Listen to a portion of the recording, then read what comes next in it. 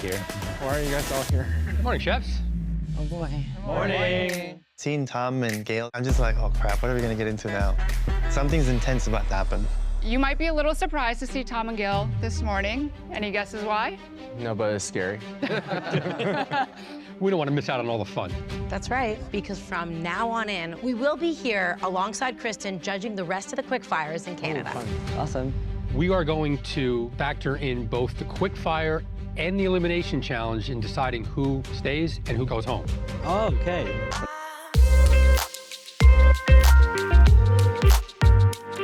Welcome to the Eat Your Content podcast. I'm your host, Rich Herrera. Thank you for pushing play on my little podcast. I appreciate it.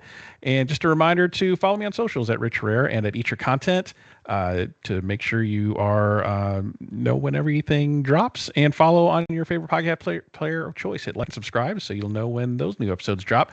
A couple of program reminders. I have some big collaborations hopefully coming up and some big interviews coming up later after Top Chef. So make sure, again, that you're like and following so you know when those are happening.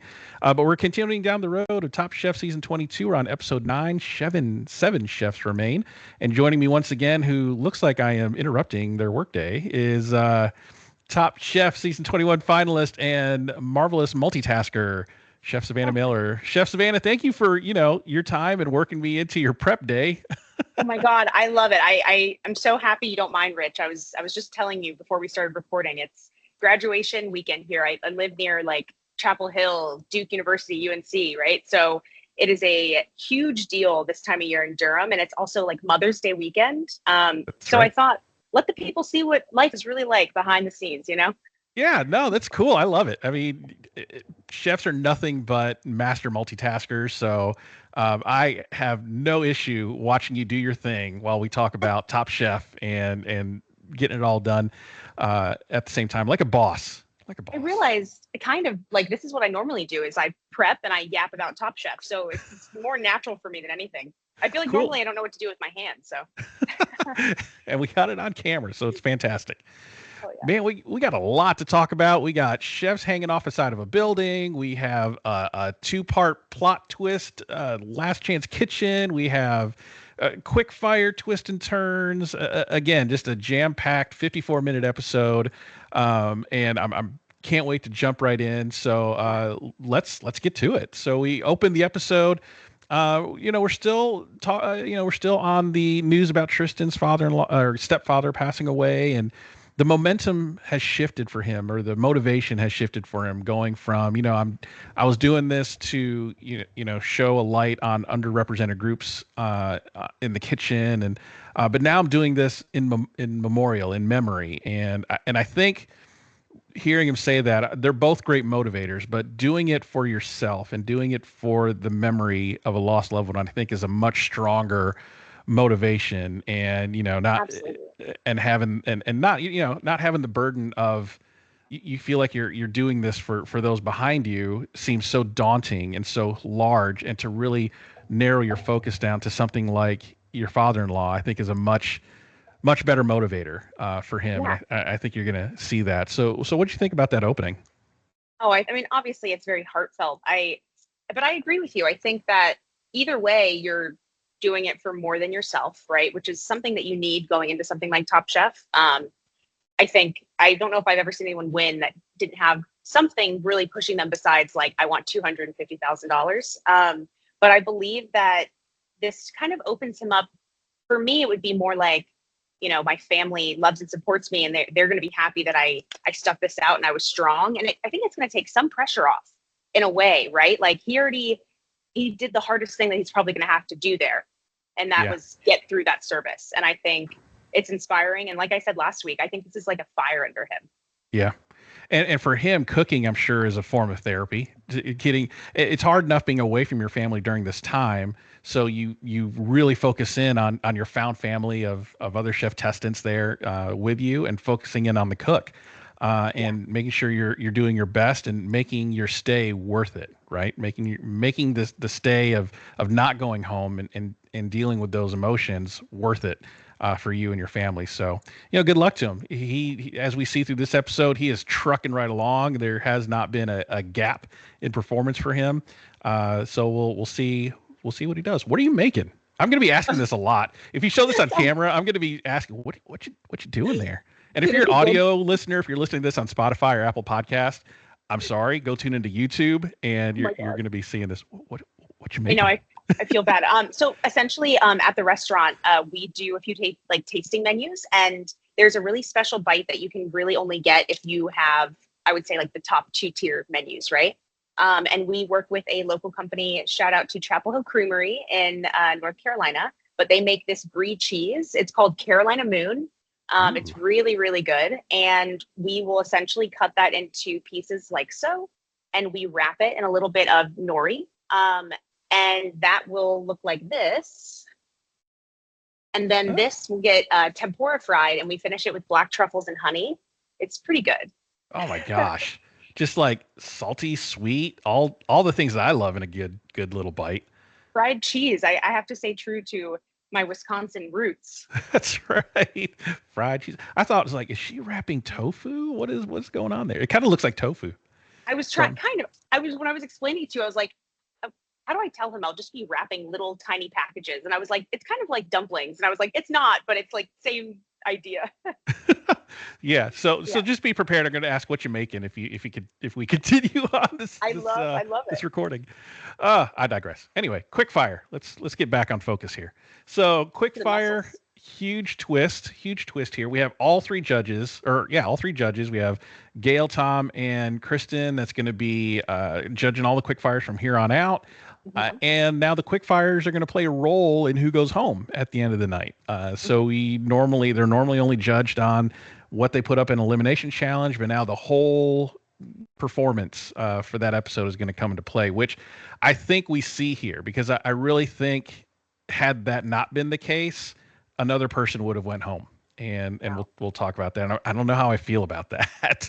I know exactly how I feel. So we won't spoil that. So the challenge, Prince Edward Island mussels, the famous Prince Edward. I love mussels. We have guest judge Ilona Daniel, who's a professor at the Culinary Institute of Canada and from Prince Edward Island. And she is a huge proponent and advocate for the Prince Edward Island mussels.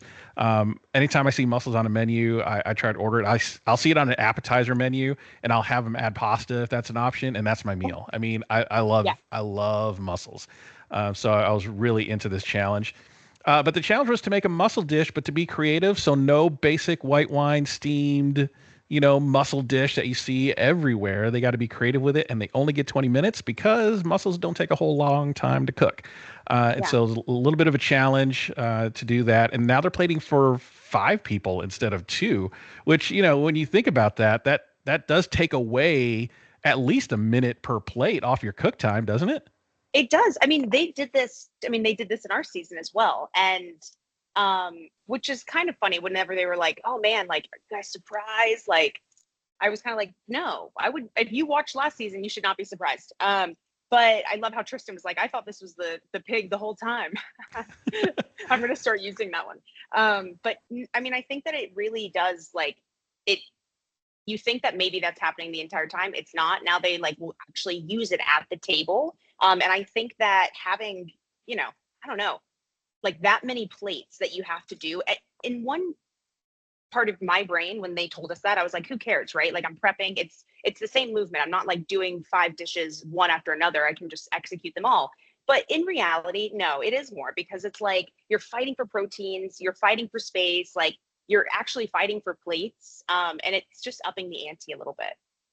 Yeah, right. And then the time aspect of all of that coming into play. So, I say it was a huge twist, but you're right. It happened on previous seasons, but it is a twist to them. They don't know if it's coming or not, but it is right around. Yeah, obviously after Restaurant Wars, you got to do something to up the ante of everybody and up the tension. So I thought it was good. Yeah.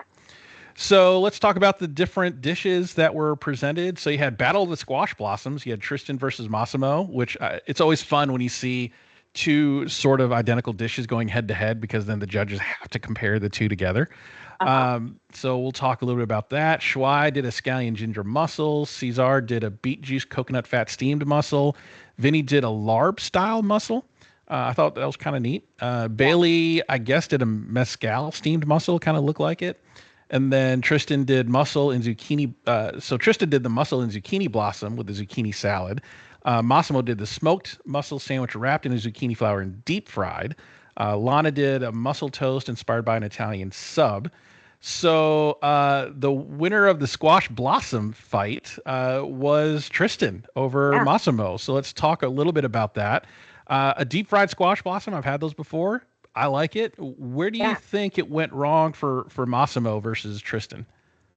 I mean, to be honest, I really just focused the most on Tom's comment, being like, he just made a better one. Like you know, essentially, like, I think both of the idea, obviously, well, it's the same idea. I think the idea was a good idea. I love the squash blossom. I love the simplicity of, I guess, like both of them zeroing in on kind of not using too much. But at the end of the day, like, if I saw Tristen grabbing anything, I wouldn't grab that thing.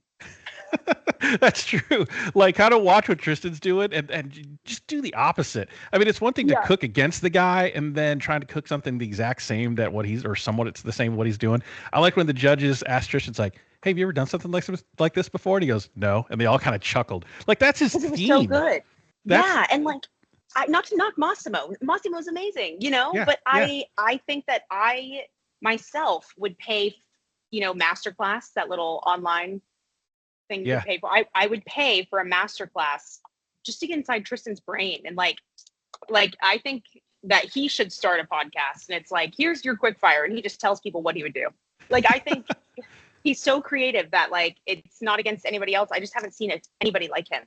Yeah, I mean, I'm trying to think of seasons past. He's just really amazing this year. I mean, you have somebody like a Buddha Lowe, a once in a, I don't know, I want to say generation, but a once in a, you know, career opportunity guy like Buddha coming on Top Chef and just breaking the show. I think Tristan's kind of like right up there in the same sense of creativity. We joked about rules of, you know, one of the rules of Top Chef is never cook anything you haven't really cooked before, or a variation of what you haven't cooked before. Tristan's like the exception to that rule. He's like, I'm going to do this, and we'll see what happens.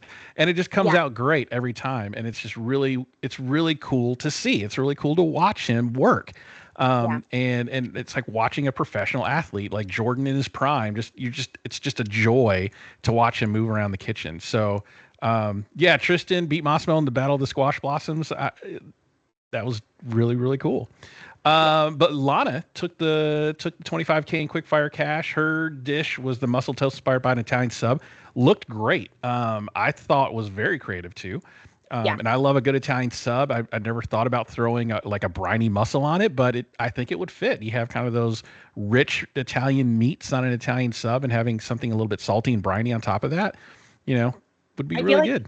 I could, when she was saying that, you know, I think that's always like a really good place to start off with, especially in a quick fire. If you have to think quick, it's like pick something that the flavors are really balanced on, and that's like nostalgic, and then put your twist on it with the dish. And she did that really well, and I could feel like I could taste her dish. Like with them describing it.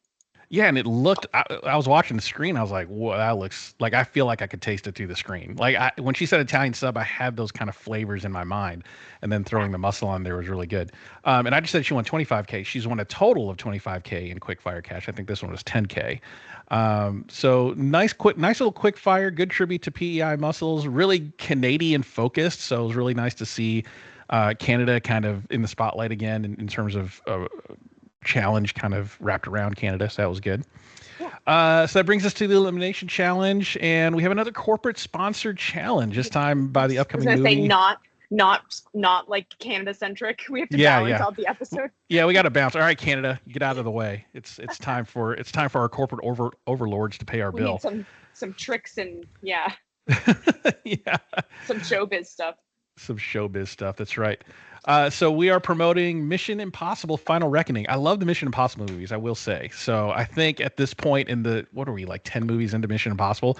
I've never seen any of them.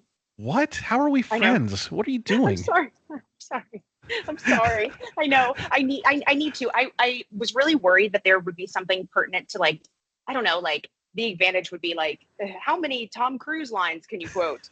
And I was like, oh no, I wouldn't do well in this, and I still wouldn't because of the heights. But no, I need to catch up. So the Mission Impossible movies are great. They're known for Tom Cruise Tom Cruise in general is known for doing his own stunts, but I don't think no movie franchise highlights that more than the Mission Impossible franchise of him just doing crazy stuff, hanging off the sides of planes, doing 10-minute underwater scenes. It's just insane. And what's crazy, and how much you know about Tom Cruise and the level of stunt work he wants on his movies. He requires all of his co-stars to also do their own stunts. So it's nuts hearing some of the stories of the co-stars like, I've never done this before, and doing this with Tom Cruise is just insane. Yeah, I don't know if I know any of like that. I know stuff about Tom Cruise, but none of the fun stuff. That's Yeah. cool. Yeah. So I at this point, about halfway through the Mission Impossible franchise, I feel like the movies are more along the lines of what Tom Cruise wants to do and then structure a movie around it. I want to hang off of a biplane this episode and let's make a movie about it. So it's crazy. So this one though, the movie tie-in challenges are always a little bit cringy for me. Do you remember the Fast 10 challenge a few seasons back where they were promoting Fast and Furious 10? I do. I don't know, to be honest. I can't tell you exactly where they were, like what season it was, but I know, and I also remembered like when Chris Pratt and his wife were there. Yeah. There was yeah. So all the movie tie-ins are always a little weird because then the challenges get a little nebulous, and this is not any different from those previous challenges. So the challenge is create a dish that delivers on the Mission Impossible integrity and features a stunt. The moment I heard that, I was thinking about your season, the Chaos Challenge, the Lay It on the Table Challenge, and the Frank Lloyd Wright Challenge. It's just like, can you be any less clear on what the challenge parameters could be? Because everyone defines those a little bit differently. Now, Tristen did help a little bit and actually read out the definition of the stunt. So I guess maybe they learned from their lessons in the previous seasons and said, okay, here's what the literal definition of stunt is: an unusual or difficult feat requiring great skill or daring. So before we get into the nitty gritty of the challenge, what did you think of these parameters, and thinking back to your season where you kind of like, oh, they're doing this again? I mean, to be honest, my first thought, because I'm self-centered, was I was like, I'm just kidding. I was like, okay, like I would have done a pave, because that was my whole like, oh, I did it in 3 hours. And then I immediately was like, super unimpressive compared to these dishes. I was like, I was like, that was just my first, I didn't even really think about the chaos or anything. I just thought about my dish in that 3 hours and then being like, wow, that was impressive. And I was like, right now, this season, this deep in, would not work. And that was my first thought. But otherwise, I do think it is kind of, they're piecing it together. They're making them, they're trying to get some good TV. They're going on the side of the building. I was confused for a little bit about like, wait, where do you get this advantage? Who has to do what? Is it like you have to lean out the farthest? I was like, I don't know. I thought it was okay, but like I have a little bit of like, It's kind of reach. Yeah. Yeah, it was a bit of a reach to tie it into the movie Mission Impossible there. But before we get into like the challenge itself, I want to talk about the scene. I love when Tristen goes out to get the briefcase and the laser lights come on and Tristan's like, this is it. This is our Top Chef rave. And then you have Bailey and Lana like, and then dancing. And then some disembodied voice says, guys, we need an adult here. Now, they didn't show anybody saying it. So in my head, I think it was like one of the producers are like, come on, act like you've been here before. Oh my God. Wait, that's so funny. I also like knowing the team that does, like the director and all these people. Ari is the director who has done Top Chef for a long time. And he's so funny and silly that I obviously was not there, but I could just imagine this conversation where he's like, I see it now, and he's like, we're going to have this and Tristen's going to walk over it like this. And like, that's his personality. And I could see like someone like Tristen being like, hell yeah, with heels on, done. The whole thing, like the bit when they get to have fun is cute. Yeah, and they're and Tristen's stepping over the lasers and heels. But yeah, them kind of doing a mini rave there was really funny. And for whatever reason, made me feel really old. Like it just like Bailey and Lana kind of like doing their thing. And I was just like, God, I'm so old. Like just watching them go. It was so fun. To be honest, it made me feel old, but it just made me feel old being like I was like, man, we didn't have this much fun. Like we're old news. You know what I mean? I was like, they're silly. I feel like they're they genuinely really enjoy each other. There might only be like one, this is off topic, but like beef that I'm sensing in the whole season, which is kind of nice. It's fun. So I feel like we should have had another cute counter on the bottom corner of the screen because I don't know. Once they did it last episode, I could just hear it all the time now. It's just like when you buy a car and you just see that car everywhere all of a sudden. And now I'm just hearing it and now more people are saying it, like Cesar saying it, like it's spreading. The infection is, the cute infection is spreading, which I thought Bailey was started really funny. Bailey's the culprit, right? Yeah, I think Patient Bailey started it, zero. and then Lana picked it up, and now everybody's using it. So it was really funny. It's really funny. So one of the guest judges on here was one of the actors from Mission Impossible. His name, hold on, I just lost my note. Where'd it go? It's like a cool name. Yeah, it was. Gosh, why did Tarzan? Tarzan. Yeah, Yeah. Tarzan was his middle name, and my notes just like went away. I don't know what's going on. No joke. But, For a second, I thought, is this Mission Impossible? I was like, wait, hold on. I walked away from my computer for like 10 seconds, and I was like, who is he playing? And I was like, no, wait. I was like, I love that. That's a beautiful name. Yep, one of the co-stars there. And Tristen said something funny. Said self-appointed foodie or self-proclaimed foodie. And I feel like she used it as a pejorative. Like I feel like she's like, oh, and self-appointed foodie. This guy. I think that like it reminds me of like I went up to do a wine dinner recently and they were like naming all these chefs and they had all these accolades and they're like Savannah Miller went to school in New England, blah blah blah. And I was like, we don't have to say I went. Like, I know you don't have a lot to say, but you don't have to tell them I went to culinary school. That's not impressive. It's like if I was that guy, I'd be like, do not introduce me like that, please. Or maybe he was like, please make sure you say I'm a self-proclaimed foodie. Yeah. Like I'm just here. I'm just glad to be here and eating all this food, but I don't know anything about food. No. Greg Tarzan Davis. There's my notes. Greg Tarzan Davis. I was like, yeah, that is kind of a cool name. That is a name, yeah. Yeah. So let's talk about hanging off the literal edge of a building. The CN Tower, 116 stories up, and they're cramming. I feel like they crammed Survivor and Top Chef into one episode challenge this episode because you get two advantages if you do two tasks. One, if you do a whole lap around the edge walk, and then the other one is if you do a lean forward and a lean back. So we'll talk about the advantages of what you got, but they showed everybody doing the lap. That was pretty easy for some. Massimo was kind of funny. We get to the leaning challenge and Shuai and Bailey, do the lean. Everybody, some of those do the lean.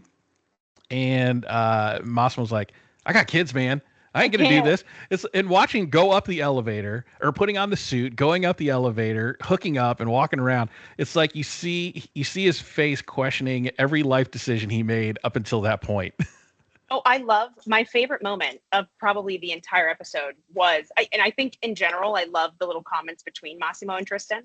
I think it's like silly and like brotherly, but they annoy each other a little bit. You know what I mean? That's what it seems like.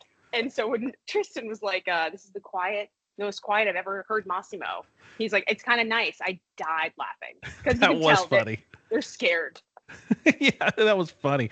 Tristen was like, yeah, this is the most peace I think I've ever experienced, Massimo being this quiet. So that was pretty funny. But Bailey, I thought, had the right attitude. She's like, we're safe. I'm hooked up. I'm tied down. Nothing bad's going to happen to me. Why not do these challenges? But you being afraid of heights, which one of those things would you not have done? So I'll be honest. I would have sucked it up and I would have done both. And it's because I would have done it. I would have just been like, you have to. But I'm fucked up. So in my head, like, honestly, I would have been like, worst case scenario, this doesn't end well for me and my family gets paid for life. Like, that's what I would think is like, you know what? Like, I know that if something goes wrong, like, they're going to have to pay out so much money that like Justin, my dog, they'll be set. I can buy my parents a house. I was like, whatever, we'll see how this goes. I would just do it.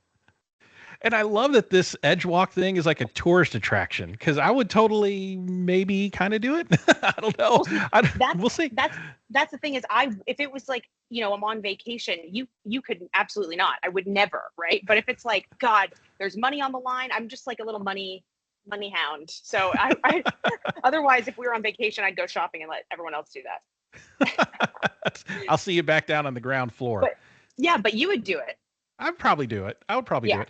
I don't have a fear of heights. I have a fear of uncontrolled heights. Like, I don't have a problem being like on a roller coaster or something like that, but put me on an 8-foot ladder trying to fix a light bulb or something, and I'm just quaking in my boots because I just feel like I'm going to fall right off that ladder.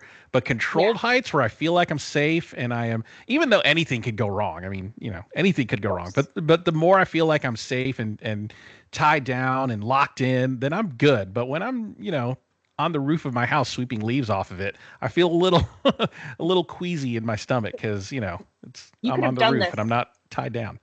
With like a thunder coat on. Thunder coat. Yeah, I'll borrow one for my dog. So that's how we'll do. So the ones though we got the advantages. So we had Bailey, Caesar, Schweid, Tristen, and Vinny. They got the 30-minute extra time cook advantage. And then all of them got the full lap around the edge walk, so they all got an extra $75 to spend at the specialty shops. I want to talk about this cheese boutique shop for just a second. I love the logo. It looks like the mascot was Chuck E. Cheese's cousin that went to culinary school. It was just like classy. He's the classy mouse in the Chuck E. Cheese family. But they had to pry, Bailey away from the cheese counter. That I would love to go to a cheese store like that just to see how many different cheeses there are. So I don't know. I would love to go with Bailey. Right. Yeah. Lana and Bailey both. That would be really, really fun. So then they get all their shopping done and they're down to cooking. So I want to talk about Lana's crumble because it comes back to Honor. What went wrong? She said she cooked it with the same ratio she always does, but for whatever reason, it wasn't coming out right. Obviously, there's too much butter. But what do you think was off with her ratio making a crumble? To be honest, I'm not really sure. I mean, if she's like, this is what I normally do, and I was thinking about it. So I mean, I don't feel like I make crumbles a lot at home, but in Top Chef, I did for the Chaos Challenge. And I was trying to think really quick, like, what did I do? And to be honest, I probably do something similar, but I didn't actually measure anything. And I just remember for me with a crumble, I'm like, I'll take the fat, the flour, whatever add-ins, like you do oats, sugar, whatever, and I mix it in a bowl until I get the consistency. It's just a feel for me. And so I wonder, I don't know, I trust her. I'm immediately like, did someone mess with an oven? I'm not sure. Or maybe it's like I don't know, butter fat thing. Maybe she thought she put the right amount in. It seems like she didn't do 1-to-1-to-1, but right. I wasn't there. So I'm not sure, but I love these are safe with the tapioca maltodextrin. He was like, is it all fat? And she's like, yeah. And I sorry, I know I'm getting ahead of myself, but I want to also say that moment was more for me too about like just the camaraderie and how cool it is that they have the same vibe of like, I want to beat you on your best day. I don't want to throw away your mies and win, but like, I want to help you out. And like, they have different skill sets and different talents and experiences. Yeah, and that's the difference between this era of Top Chef and the previous era of Top Chef, where back before probably season 10, it would have been like, oh, hate that for you. Then moved on. Like I wouldn't have offered any help or anything like that. And just, this is a competition. You need to, if you mess up, you're on your own. If I beat you because you screwed up, then, better for me. So, but this is the new friendlier. The new wave. The new wave, the new friendlier version of Top Chef. You can take that stuff to Yes Chef. That's right. Yes Chef. Oh my gosh. We may need to dedicate an episode to that first. I watched Yes Chef. It was not great. So we may have to dedicate an episode to that. I don't know. We'll see. Totally would. Maybe we can get Martha Stewart on. Oh gosh. Can you imagine? Martha, what are you doing lending your name to this thing, man? What, I mean, you got bills to pay? What's the deal? Oh my God. I have so many questions. Jose Andres, come on, man. You're better than this. You're better than this. What's the motivation for you? I have so many thoughts. I actually do think that we should do an really? episode. Well, kind of, yeah, because otherwise now we're cross dipping too much, but I have thoughts. Yeah.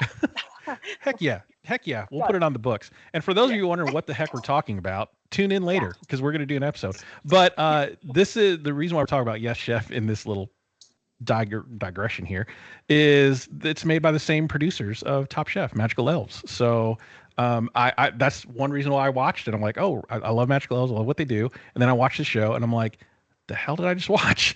So we'll definitely dive into that because there's not enough hate watch stuff on my podcast. I need to watch some stuff where I can really just rail into something. So There you go. that'd be fun. Just unhinged. Rich is like, I have some aggression. Like I need to yell. Eat your content unhinged. Oh my gosh. Bookmark it. After hours. After hours, right? Oh my gosh, what are we talking about? Oh yeah, We're silly. elimination challenge. So another guest judge. I was really glad to see back. We had Buddha Lowe. I had him on my podcast a couple of years ago, and he did his interview from the walk-in of his restaurant, which was really fun. And one thing that I love about Buddha is he's if I have a Mount Rushmore of Top Chef competitors, he's number one in my book. He's the GOAT. Yeah. I mean, the only back-to-back winner of Top Chef, and I don't know if we'll ever have another back-to-back winner unless they do another type of all-star season and they bring somebody back from the previous one, because that's the only way to do it. Are they going to do all-star next season and invite Tristen? Well, no. Yeah, right. I mean, why not? That'll be fun. But, I saw Buddha was a judge, and I was like, what? Again? I was like, man, that was quick. And then I was like, you know what? Not like in a bad way. I was just like, he has secured a lifetime seat at that table and deserves it. Absolutely. And what a perfect challenge for him to judge, because this is one of those high concept challenges, this cerebral challenge. And he's really into that. He knows he does those things. The biggest challenge that is most unforgettable for me is between his Houston and his World All-Star seasons was that trompe l'oeil challenge in World All-Stars, where they had to make something look like something else. I mean, his was on another level compared to what everybody else was doing. I mean, everybody else was kind of fun and whimsical, but he really made his plate look like a still painting of a plate of food. And it was just insane. I don't know if you remember. Do you remember that one? Yeah, you're saying that, and I'm having this moment that I can name like 5 Buddha dishes. And I can't name, I really could only name like one. The only other person that comes to mind is that like a Tristen dish that sticks out to me. And but I could name like Marry Me Pasta, the salmon, where he plated everything like on the salmon, and it was like that's right, family style or something. He did the bagel, right? That looked like something like when he met Ducasse, like on the. Well, I was just like, I could think of so many Buddha things, and I think it's because he really does a good job of putting a story to his food, because you remember that. Yep, exactly right. And that comes into play when we talk about the different plates a little bit, the storytelling aspect of it. But one memorable thing on the interview, if you want to watch it or listen to it, it's episode 22. There's probably something floating around here. If you're watching on YouTube, there's a thing to click. I promise it'll be up there.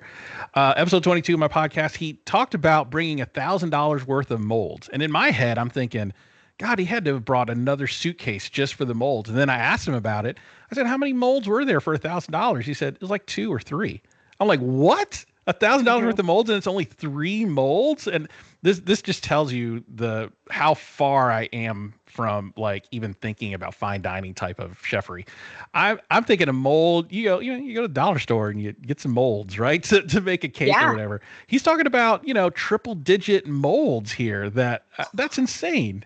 Or think about, I mean, you just compare it to what I did. I bought molds. I went on Amazon.com and I was like, wow, this could be used for ice cubes or mousse, so 100% that is insane to me. I didn't think it was like a suitcase. I probably assumed though it was like 10 different types.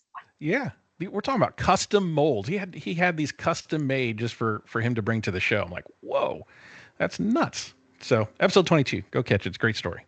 He's playing a different game. he really was. I mean, he broke Top Chef. The way he did it. I mean, the way he studied, the way he practiced. He broke the game. So dinner service. So we're going to talk about individual dishes, what the judges said about them, and what the perceived stunt was in the dish. So Massimo was up first. He did a trout and croûte. It was a trout cooked in a pastry, kind of like a fish version of a beef Wellington. The stunt for me, I guess, when I was watching it, was the cook itself. Like it's crazy doing something that takes days to make, and he did it in 2 hours through some trickery with the dough and sous vide and ice, and he only made it in a couple of hours. Buddha loved it. It was fun watching Buddha and Massimo interact. Like Massimo's doing his Massimo thing. And, this is the first time Buddha is experiencing the full Massimo effect, right? The full-on Massimo personality. And he was just eating it up. He literally and figuratively. And I mean, who doesn't love Massimo, right? I And thought about like how when our season we went to the table, and I just feel like we were. I mean, I guess I didn't watch everybody else, but we were pretty subdued and like just. I think I felt an overwhelming necessity to show like respect to him that Yeah. I did not have any personality at all, and I very much just like cowered down, and I loved how Massimo is like. I'm sure he respects Boudreaux. You know what I'm saying? I'm sure he like knows these chefs are like, he's like, oh, I'm cooking for these people. And he knows it's a big deal. But I love that he's just like, whether it's his age, his experience, or like just who he is as a person, that confidence, because I don't know, it's cool for like Buddha to go home and be like, I'm always going to remember that guy. yeah, yeah, exactly. And you remember that guy and you remember his dish, just like what we were talking about with Buddha's own dishes on his seasons. But the judges overall loved the dish. And I loved when he was cooking it and he pulled it out of the oven and it looked perfect. And he was about to cut into it to make sure it was done the way he wanted it done. He does the little stations of the cross, like a good Catholic, and then takes a deep breath, cuts into it, and he pulls it out at the end. Is like, yes, it's perfect. And good on him. I mean, I don't know how to make a trout and croûte just from exposure to the show. It looks complicated. So that was the stunt, just cooking it. and that is crazy. And if you're at that table as the judges, you understand that, right? Well, yeah. And I also think that you could even like play into like hey, when you guys are doing these stunts, like how crucial is timing, right? Like you miss one thing, someone's in the hospital, and like you spend hours getting this shoot ready, and then you jump off this building, and if the clouds are in the way, timing is everything. And so with the fish and croûte, I feel like you are working on the timing of the dough, and you can't overcook the fish. And now it's even the timing as much as like resting it, cutting it. Is it going to be perfect for the plate? Like that to me was the challenge, and he crushed. Yeah, crushed it. Absolutely crushed it. And good on him for having faith in your own abilities to do it, right?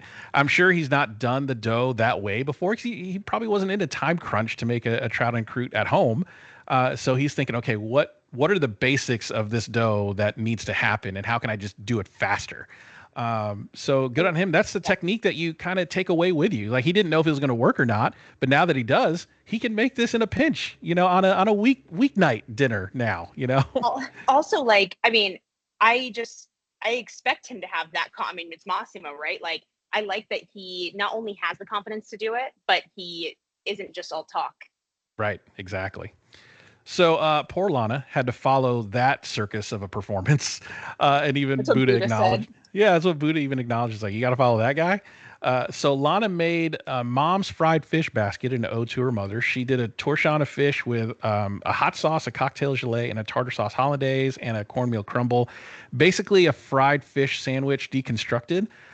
So her stunt was like the illusion of that, and it just missed the mark. The crumble was the fail, as we saw her struggling with it in the cook. The judges didn't quite get it.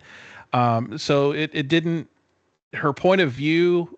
I liked her point of view. I liked what she was trying to do, but I don't think it just executed. Everything was a little bit too deconstructed to where they couldn't figure out how to put it together and what were they supposed to get out of it. What did you think watching kind of Lana's presentation and what the judges were saying there? I think that, I don't want to speak for her, but she does say in her confessional, this isn't my food. I don't do tricks, no tricks, right? She's like, Mm-hmm. I just, even in the first episode, like, no, Vinny, I don't want to do that with Apple. Like, can we just make really good food, right? And I mean, you just have all these different types of chefs. There's people, I think that the perfect Top Chef competitor is a little bit of everything, right? And I just found that maybe this wasn't her most comfy positioning going into a cook. Like, I don't really think this is how I do food to begin with. And so then you lean into like a story that means something to you, which I thought was smart, because if you're a little uncomfortable, you think about home, and I know I'm going to make something if it has a place where it's originating from. But I think that maybe she just hit that wall of like the technique and the vision not really all coming together, which is something, I'll be honest, like I can relate to. That happened to me multiple times. So it was hard to watch, but I was committed to the story. So I was hopeful, but I was also glad that she was safe because of the quickfire. Right. Exactly. Yeah. We're going to talk about that. We're going to talk about that. Yeah. No. You're good. You're good. It's all good. Like, you gotta keep them tuned in. You gotta keep them wanting more. You gotta. Yeah. Wait till the end. We gotta get that engagement. We got to get that engagement time for the algorithm. Wait, I love it. As soon as So we can figure out the microphones. Yeah. As soon as we can figure out the mic, yeah. Oh my gosh, tech issues, mostly self-inflicted, but tech issues nonetheless for both of us. We perform our own stunts. Yeah. That's right. Badly. So Bailey did a tiramisu, and I'm gonna probably say this wrong and offensively, fugazi. I know that's a bad word somewhere. Tiramisu fugazi, a porcini, crispella, a norsina, sausage bolognese, a lot of words I've never heard of before. I've never heard any of them. I know. I'm like, I don't know what language are you speaking right now. So essentially, it was a lasagna, with truffle layered bechamel, finished with an olive oil powder, like an olive oil powder. That's amazing. So it was the stunt for her was kind of like that trompe l'oeil thing. It was a lasagna made to look like a tiramisu. The judge thought it was tasty, satisfying, rich, and heavy in a good way. But Tom thought it was a little doughy. So do you, what did you think? Do you think she kind of hit that stunt requirement, or? I think that she did a good job of, like, with this being so cerebral, it's easy to get lost, and so everyone, it reminds me of like the duality thing where we're like, okay, so how do I want to like interpret duality? Like, how do I want to interpret a stunt? Making something look like something it's not. I'll be honest, it's not as on the nose to me as it could be. But she did a good job doing that thing. So I feel like it's just one of those things where her dish didn't come out well. I think that maybe they would have focused more on the idea behind it. But because it was delicious, it's like, okay, this counts as a stunt. And not that it didn't to begin with. I just don't think it was as stunty as some of the other things. Yeah. I agree with you there. So Cesar did his take on their experience from the day. So miniature CN tower in that kind of glass cup there.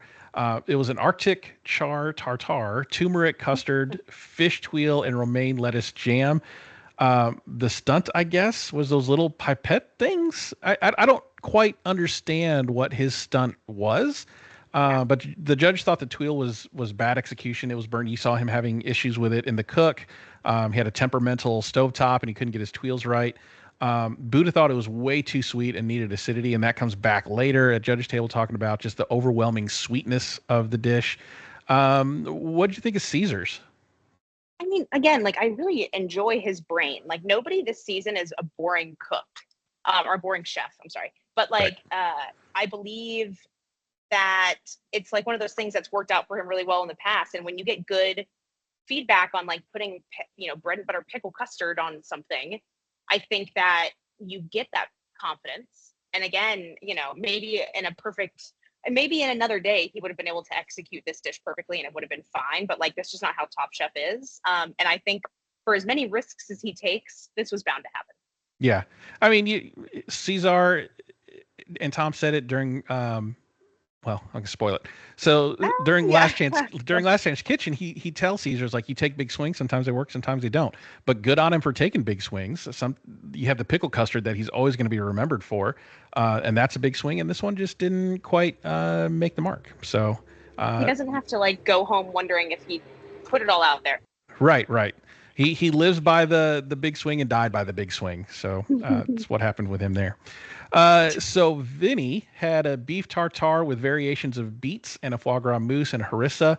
So the stunt, I kind of liked it. The stunt was to extract a key through the crostini breadstick lasers to get to the dish. So Vinny was kind of funny through this episode. He kind of liked the challenge, but I felt like there was a little bit of disdain for it because he was like, did I think I was going to make breadsticks that look like lasers? So here's my lasers, and he does the air quotes in the air, and he's like, I almost felt like at some point he's like, I can't believe I'm doing this gimmicky food, because he's used to doing like this refined high-end dining food, and now he's doing this gimmicky crostini breadstick laser. So I don't know, am I reading it too much into it, or do you think there's a little bit of self-hatred going into that one? No, I think it is. I think that it's like, he is kind of, he says, this is kind of like what I do. I like to be dramatic, whatever, but it's different. I think that this just feels, I mean, it's the corporate movie sponsorship-esque of it. For me, to be honest, like, it's like when they did Jurassic Park and they're like, make a dish with blood, and and they did like the handprint, the dinosaur on the plate or something like that, where it's like, as chefs, it's not uncommon to be like Jackson Pollock and like, especially back in the day, like, I'm gonna make this look like art. It's super drama. But there's a difference between that and me like making a chocolate lava cake that when I light the candle, it bubbles out and yay, it's like two different layers of gimmicky. And I think that he is like happy to be one of those things, but he doesn't want to be put into this box. Yeah. I felt that from him, and the way he was like doing the air quotes was pretty funny. But he had some execution issues at the table with the dry ice. He didn't really do the timing that well, and underestimated the time it would take. It would freeze, and it literally made his dish inedible. Like, it froze it solid. And even Kristen was like, I wanted to taste it, and she gets a bite and she goes, oh no, because it was a brick in her mouth. So good story. I thought it was kind of a cool story, but really bad execution. So the dry ice thing, that's tough, man, because it takes like seconds for it to do what it's supposed to do. What would have been a better execution of that? I don't know, because at that point too, I think that a lot of, I don't know, I believe a lot of his drama was the fact that he was using it, right? So it's like, in the moment, if you take that away, are you walking out there with just a beef tartare that you could have made for a quick fire? Like, I don't know. It sketches me out though. I've almost literally killed a car full of my friends one time. Really quick tangent. We were going to an event and we had ice cream. We had to drive an hour and a half, and we're doing like this big wedding, right? And so I had all the ice cream. And so we had a cooler and we had to pick up the dry ice, and we did. And I did not realize that the cooler was just like slightly propped. There was like a little crack and the windows are up in the car, and we're driving, and my friend in the back is like, I don't feel so good, and someone else is like, neither do I. Can you pull over? And I'm like, yeah, I'm actually getting really dizzy. And I pulled into a gas station, and I swear to God, I feel like we realized it with like 5 minutes to spare. Like, we could have poisoned everybody. Yeah. So I actually don't really engage with dry ice very often, but this sucked. I think that like his dish, I think it kind of sucked to watch Vinny be like, oh man, like I kind of get made fun of for being gimmicky. Let me shine. And then it's like, damn it. Like, I froze my beef tartare. Yeah. Wow. Almost killing everybody in the car. That's a thing. Sorry. Yeah. Not to, I guess out myself, but I did. Yeah. Wow. Yeah. I mean, whoops. Yeah. Dry ice is nothing to be trifled with. I almost felt like he could have maybe done a dome with smoke instead, and then make that be like a smoked tartare, right? And then you have them all lift the glass, and you see the laser breadsticks, and do the same thing, except don't use dry ice. So bad execution on his part there. So Shuai, he did a turducken with potatoes and leeks, with butter peas and carrots. So the stunt for him was make a turducken, which it was a pretty good stunt, I thought, because turducken, like he was saying, comes out dry. Everything comes out dry because nothing cooks at the same rate. And, duck's cooked at one temperature, chicken, turkey cooked at a different temperature, and you try stuffing them all in together, it's not going to come out right. So, that was his stunt. But the judges wanted more vegetable with the meat, and they didn't consider it a stunt, that it wasn't much of a stretch. And I kind of want to talk about that a little bit, because Massimo's wasn't really a stunt, other than he made something complicated easier for him to handle in 2 hours. I feel like Shuai did kind of the same thing. Yeah. Was it as complicated as Massimo with the dough thing? No, but he made a roulade essentially out of the turducken and got everything to cook evenly and seasoned well. And I felt like the judges penalized Shuai, but elevated Massimo for doing essentially kind of the same thought process. It was the cook was the stunt. If I can be honest, the only difference for me is that people don't make fish and croûte for Thanksgiving.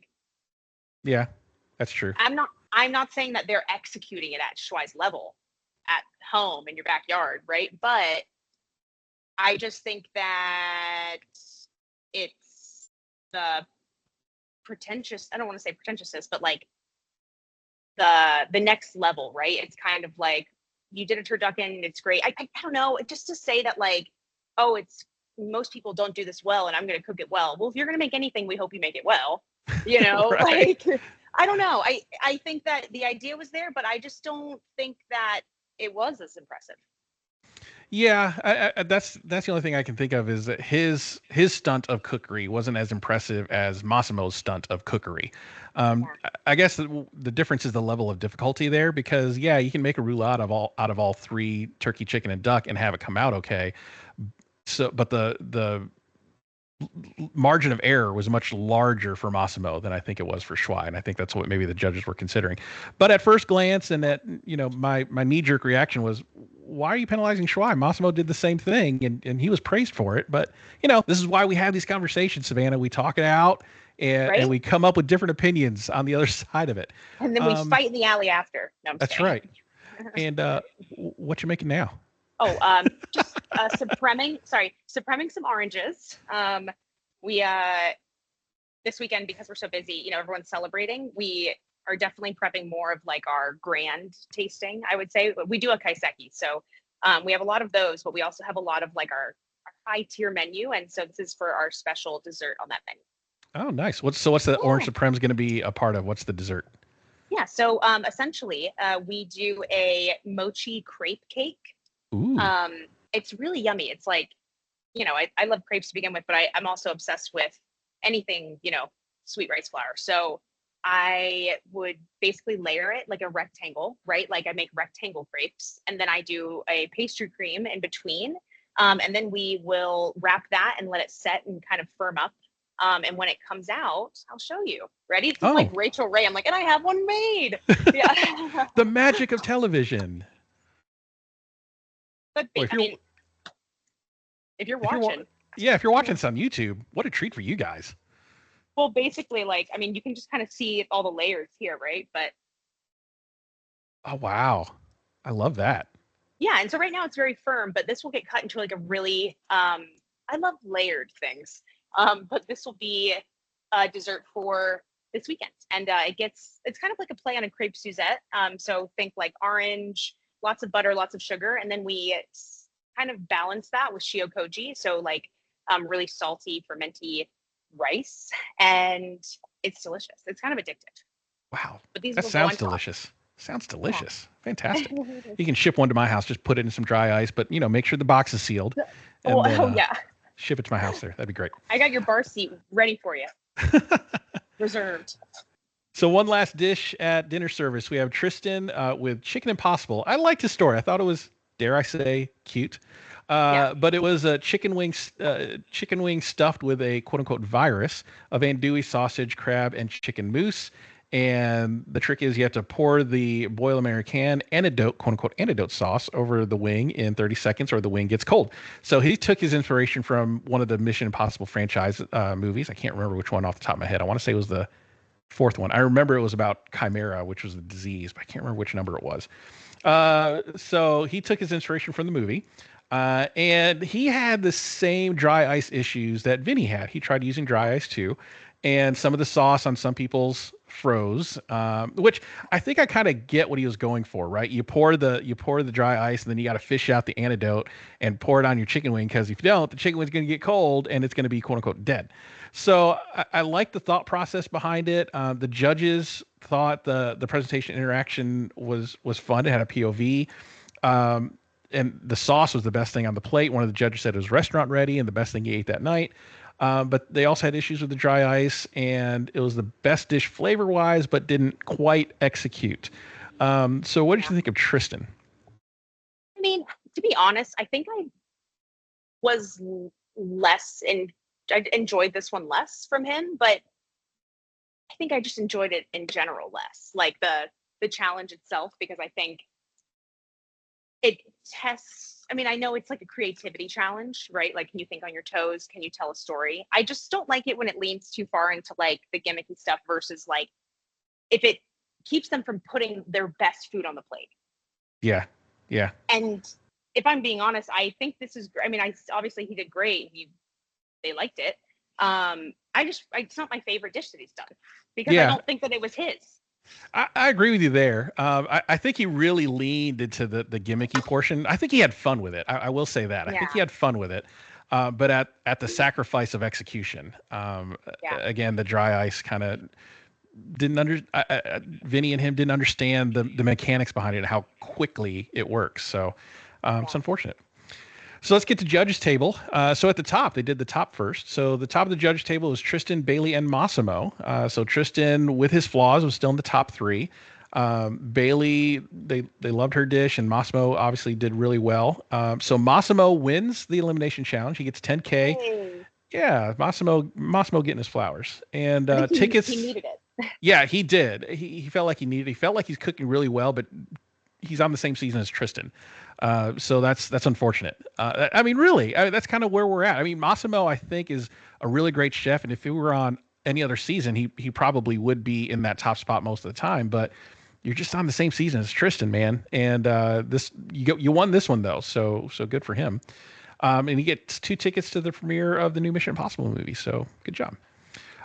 So Massimo and Schwei, oh yeah, we talked a little bit about that already. So on the bottom was Lana, Vinny, and Cesar. And this is where I think storytelling messed up Cesar. So Tom said, had you told me that dish was a dessert or was a savory dish playing as a dessert, you would have nailed it because it was way too sweet. But he didn't. And that's where the storytelling, I think, messed him up. So that, again, what you say your dish is needs to match up with what you put down in front of the judges. Like how important is that?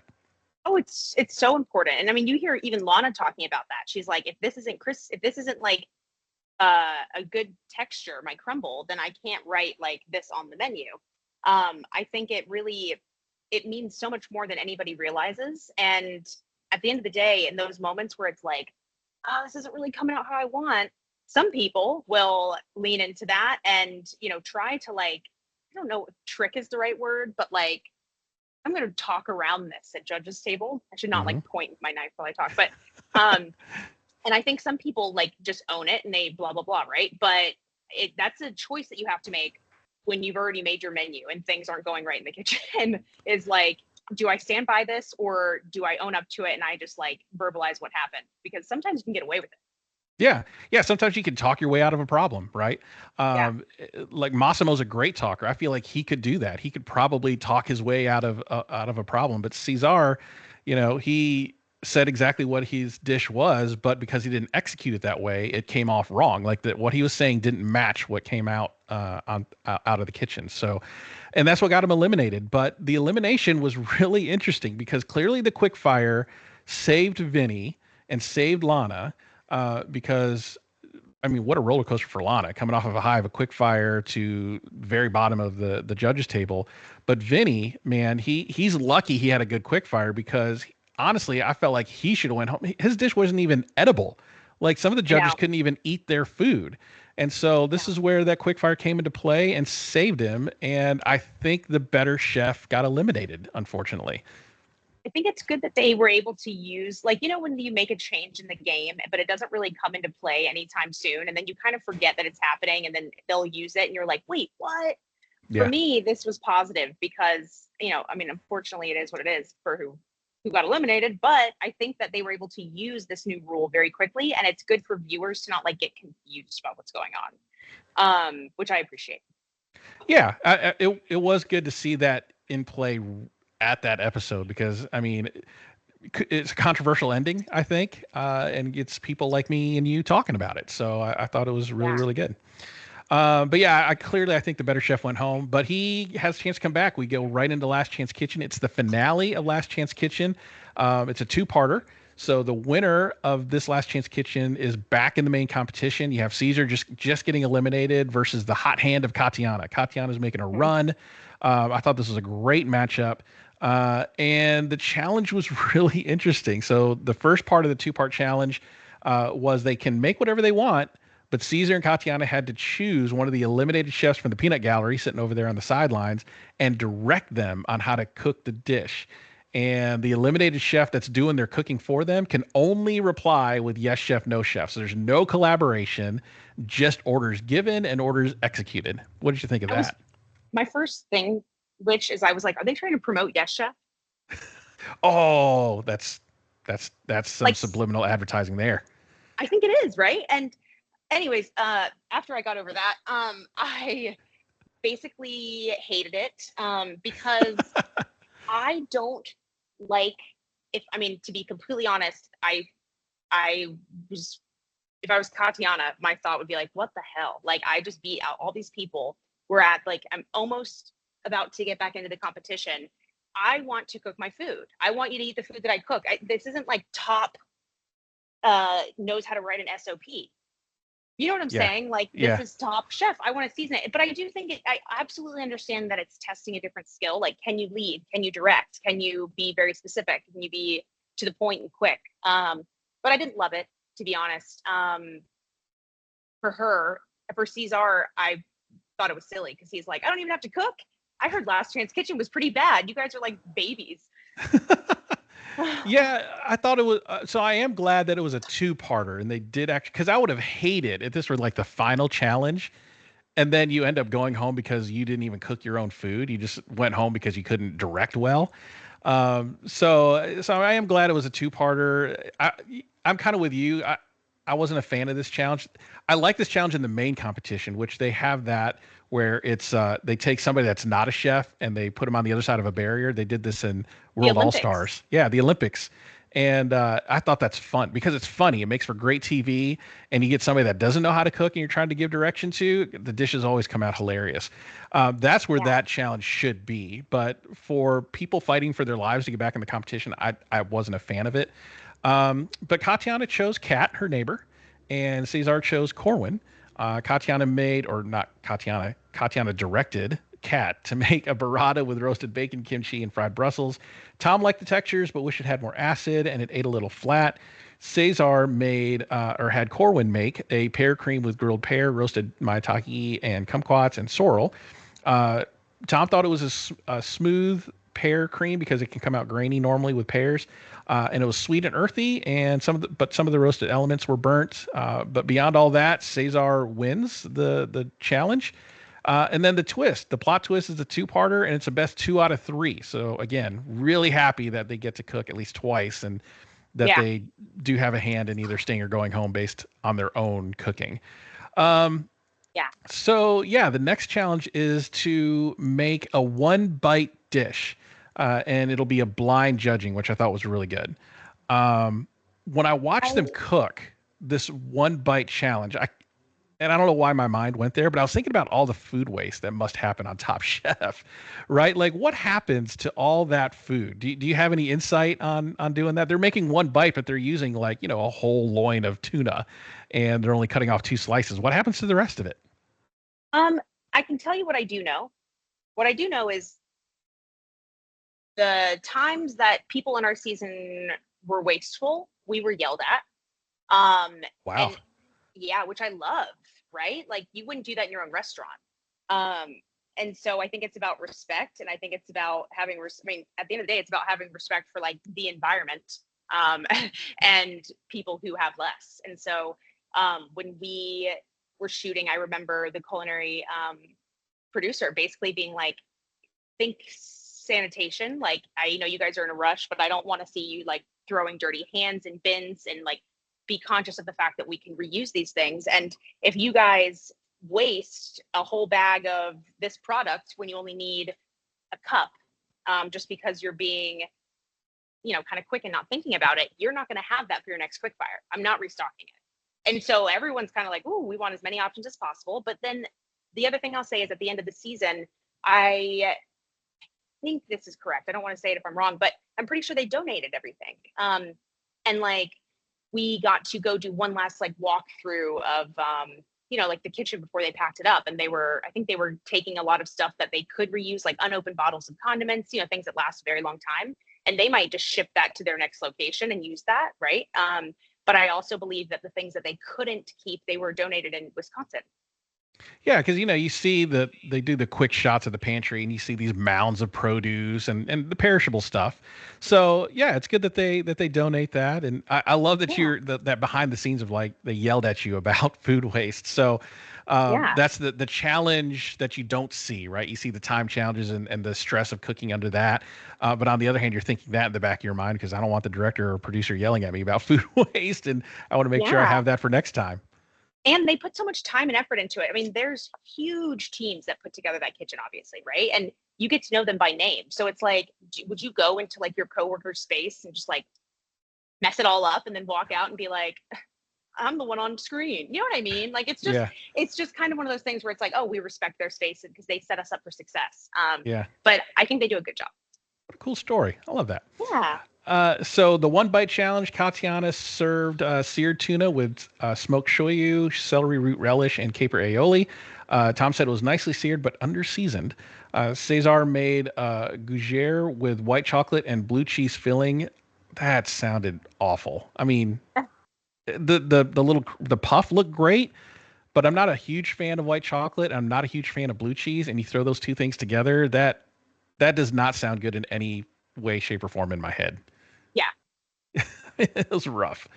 And Tom was like, I couldn't figure out what he was eating. He said, I couldn't figure out what I was eating. It's salty, sweet, but it wasn't defined.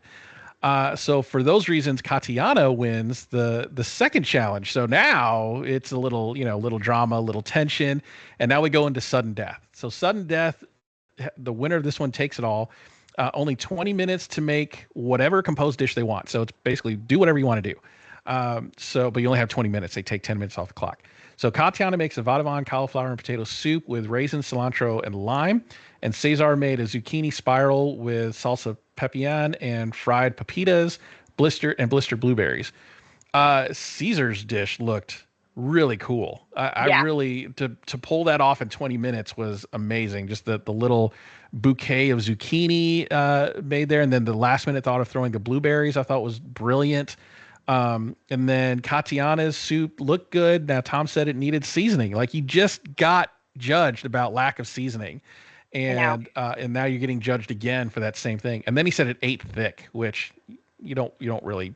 Yeah. He said it ate like a hollandaise sauce, which can't be texturally satisfying in any way, shape, or form. Or like what she wanted. Yeah. Yeah, or definitely not what she wanted. Yeah. And then on the opposite, Caesar's was nicely cooked, seasoned well, and he liked the blueberries, the sweetness from the blueberries. So with that, Caesar wins. And just like that, he's eliminated and right back in it. Honestly, I just had so much money on Kat. Like, the story made sense. Anything can happen, so it is what it is. But I love Caesar as well. But I just was really surprised by this. Yeah, I mean, I am too. And I thought Katiana coming in with a hot hand, she would have pulled it out, but the seasoning got her. Like, you were judged on being under-seasoned in your second dish, and then you make that same mistake in the third dish. Tom ain't going to let that fly. No. And that's what happened with Katiana. You feel bad for her because she made such a run, and in this kind of King of the Hill format of Last Chance Kitchen, it's, the last person gets in, that makes the dish, and you're right back in it, and all that work for naught, unfortunately. Well, of course, and like for almost a second, I do feel bad until I remember that, like, well, Cesar has been working the whole time. That's why he wasn't in Last Chance Kitchen. So he's putting in work. The whole game is like, how long can you last so you don't have to fight that hard in that battle, right? And so one of them had to work on the latter end, and one of them had to be putting that work in this whole time. So it is what it is. Yeah. So Caesar's back, and he has a chance to come back and win the whole thing. I want to talk a little bit about the way the chefs come back now, because we talk a lot about Tristen being the first one to come back from Last Chance Kitchen and win the whole thing, but she came back literally at the finale. And came out and won the thing. Now this new era of Top Chef with Last Chance Kitchen being included, you got to work a little harder to get into the finale now, because Caesar's coming back and now there's still 7 chefs remaining. So it's like he didn't make any progress in that sense. And he still has to fight his way into the finale. So, hot take, I think Tristen had an advantage with her Last Chance Kitchen that others don't. And I think that's why you don't see as many Last Chance Kitchen participants making it to the final anymore, because they don't bring them in at the finale. They bring them in literally at halftime and then like halfway through the third quarter. So what's your thoughts on that? Not to knock Tristen. She's great. She's a great chef, obviously. Obviously. But she had a huge advantage in her Last Chance Kitchen versus everybody else. Yeah, you can make it through LCK and then you have to beat one more person. Yep. Like, I just think, that was Brooke, right? Yeah, Brooke Williamson. Yeah. Brooke was done dirty. That's what I think. Yeah. I'm No, gonna. no, you know what I mean. I do know what you mean, but maybe Brooke lays in bed at night and goes, "Damn it, like that should have been my season." Yeah. But look at them. I mean, both of their careers have taken off. You don't really lose on Top Chef. Let's make that clear. If you're on Top Chef, you don't really lose. There was actually a TikTok that Top Chef put out with the judges saying that of all the reality shows competitions out there, they have the most outstanding people in their field than anybody else that have made names for themselves in their respective fields than any other reality show competition. Like you think about American Idol, you think about X Factor, you think about The Voice. You know, American Idol, you have like maybe 3-4 people that have, you know, Kelly Clarkson. Yeah, Kelly Clarkson, Carrie Underwood, Daughtry. You know, a few that have Clay Aiken, Ruben Studdard. You know, Taylor Hicks. I mean, these guys are Scotty superstars. McCreery? Scotty Raleigh's McCreery. Raleigh's own. I mean, look at them now. They are. I'm just kidding, but no, seriously, yes, that makes sense. Yeah, but in Top Chef, you got, and I can't even think of anybody on The Voice that has done anything with their win. I can't think of a single Voice winner. But you look at the competitors from Top Chef, they have done so much that you forgot that they were on Top Chef. They are their own brand now. And you have Chef Kwame that was on Chef's Table on Netflix, I think, last season. Chef Kwame just cooked for the Met Gala. Yeah, he cooked for the Met Gala. I mean, you have to dig deep into his CV to go, oh, he was on Top Chef. So it's stuff and like that. And didn't win.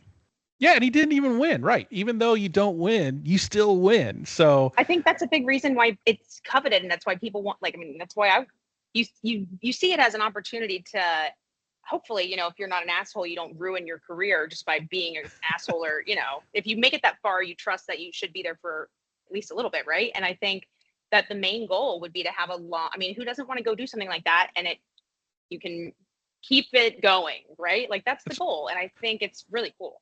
Yeah, that's right. I mean, you have two options of your life post Top Chef, right? You can either be Kwame and end up on Chef's Table or end up cooking for the Met, or you can be Katsuji and end up on Yes Chef. There you go. and another Top Chef tie-in. Man, the segues. We're killing it. Nailed it. So before we close out, we got to do draft points, but we got some listener mail again. So yay. A question for you, Savannah. This actually comes from YouTube. So we have viewer Claudio Foshi asking, does Top Chef allow you to have phones, books, watch TV, or listen to music when you're sequestered? How much access to the outside world do you get? Oh, none. Okay, so I'll give you the short and sweet version of it. Like, we are not allowed to have anything that could help you win. And that includes being inspired, right? So, you know, you're not, when you move into your hotel room, everything's gone. You know, they remove the TV, they remove the phone, like, they obviously take your cell phone and stuff, but like, you know, you don't even have like a secret opportunity when doors are shut, like they take everything. And then as far as like communicating with loved ones back home, it's very regimented and it happens, on a weekly or bi-weekly basis, and it's very fair. So like everyone will get the same amount of time to call. There's, you know, let's say that something crazy happens, your parent, you spend 5 minutes calling them, they don't pick up the phone. That's 5 minutes. Okay, you lost your 5.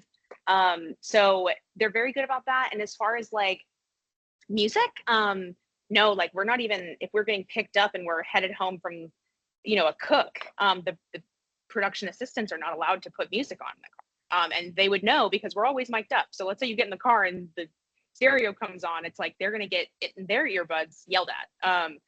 Because it's just supposed to be very fair. And they also don't want it to not be timeless. So if I'm like, man, that new Dua Lipa song was fire, you know, it doesn't help. So they're really good about that. And about halfway through, they gave us CD players. And so we could ask for like 1 CD, and that's when we were all getting a little stir crazy. So at that point, you couldn't take like the CD player out of like Danny's hands, but that was later on. Oh, wow. So, interesting. So it's like, how do you pass the time? Like you have no books, you have no music in your hotel room. Do you just all just get together and just chat and try to... You're pretty busy most of the time. I mean, the amount of times that we had like a day with like an off day, you know, maybe you'll have like a mental health day where it's intentional that like, okay, we're going to let you guys have some fun. And they would plan activities for us, which were great. And as far as like, you know, you could ask me, I feel like you could ask for books, but they were very specific. Like I tried to get a book and I started reading it. It was like a self-help book and I just wasn't into it. So, because it doesn't have any, you know, if you even had a book that had a reference to a recipe in it, because it's part of the story, you wouldn't really be able to have that. And so it's very specific. I read actually a lot of David Goggins while I was there. Let me give a little shout out there. You know who that is? No, I don't actually. Yeah. You'll have to look into it. It's very encouraging, but that's kind of like what I did. Wow. Yeah, I guess it makes sense with the timelessness, because you want to be able to repeat this on streaming services like Peacock, right? Where you're watching, you're doing the Top Chef binge. And so if you're listening to this podcast in the year 2300, Dua Lipa was a pop star in the mid to late 20th century. No, I'm just kidding. So before we get into draft points, what you making? Oh, sorry. This here, lobster. Ooh. So we are just getting, you know, it's normal numbers except like double. So everything I would normally do on a Friday, I'm just doing it kind of like 2 times. But we do like lobster tempura. Nice. Yeah. Nice. That looks good. So draft points. Just a great episode for points this episode. So Bailey, let's go to my team first. Bailey had 3 points for being on the top of the judges table, and Tristen had 3 points for being on the top of the judges table, and that's it. That's all the points on my team this episode. So I got 6 points, and for you, Caesar, by being on the bottom of the judges table but also winning Last Chance Kitchen, walks away with 0 points, so not in the negative but not in the positives either. Lana got a quick fire win but was also on the bottom of the judges table this episode, so she got 3 points, 5 for the quick fire win, -2 for being on the bottom. Massimo wins the thing, gets 7 points for the episode, and Vinny gets -2 for being on the bottom, so you get 8 points this episode. So 8 to 6, you win the episode. And so far for the season, it is Team Savannah with 79 and Team Rich with 81. We're tight. I know. I love it. It's going to come down to the wire. I mean, we got what, 6, maybe 5 episodes left, because what is it, final 3 that cook? Final 4? Yeah. So we only got a couple of episodes left before this thing's all done, and we are coming to the wire. Basically a tied up ball game, only separating a couple of points. So I'm excited to see how it goes. It's more fun this way. Of course, you're more invested. You're more invested in what the chefs are doing. So good job. Amazing stuff. So we did it. I mean, a lot to cover. We got through it. We made it through our tech issues at the beginning, and came away with a really great episode. Thank you so much for sharing your kitchen space and kind of cluing me in on what you were making. Love getting behind the scenes. I feel like I'm chatting up with the chef at, chef's table, and except I have no food in front of me, and that's a little depressing. Well, you know what? Now that I've realized that this is acceptable, I can't wait to do this every week. I'm going to be so much more efficient. I love it. Yeah, man, get 2 things done at the same time, and I love it, and I'm sure our viewers will love it. If you don't love it, leave a comment and say, quit showing me what you're doing and just talk about Top Chef. I thought it was fun. Someone's gonna be like, Savannah, wash your hands, or there's gonna be some sanitation comment, but no, it was fantastic, and I'm excited. I was a little concerned if I would be intrigued with this episode after the craziness of last week, but I liked it. It was good. Yeah, I did too. So good luck on everything this weekend. I know it's going to be busy. Now, this is airing on Monday, so past Mother's Day and past graduation weekend, but good luck this weekend. I know you're going to be busy. All hands on deck, right? It's going to be a little crazy. Yeah. It's one of those weekends where we're going to be ready to flip the sign 10 minutes early, because if we can seat people 10 minutes before we open, we'll be better off by the end of the night. Like, it's so many turns, and the tasting menus, they're 2 hours long. Also not, love everybody, right? But everyone on graduation and Mother's Day weekend, they're celebrating. It's my mom's graduation. It's my sister's graduation. It's my mom's celebration. So it's just about making everybody feel that. And it is true that they're important, but you got 2 hours and we have to keep going. So that's the game.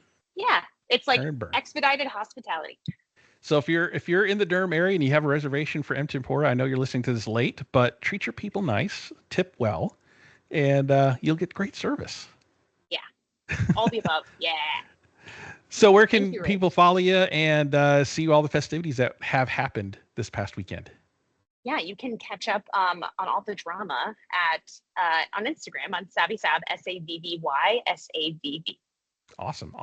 Don't forget to like and follow the podcast at Rich Herrera and at Eat Your Content on TikTok, Instagram, and Facebook. And make sure you like and subscribe on the podcast player of your choice so you'll know when new episodes are coming up, and see what Savannah might be cooking next week. Who knows if we keep doing it. I love this format. This is great. So yeah, we should 100%.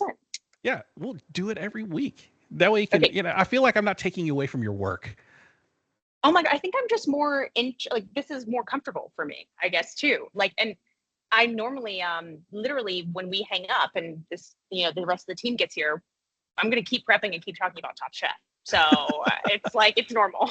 Awesome. Well, good luck this weekend. Looking forward to seeing what occurs next week and what fun things we have in store. So thanks again. Thanks, Coach. Yes, sir.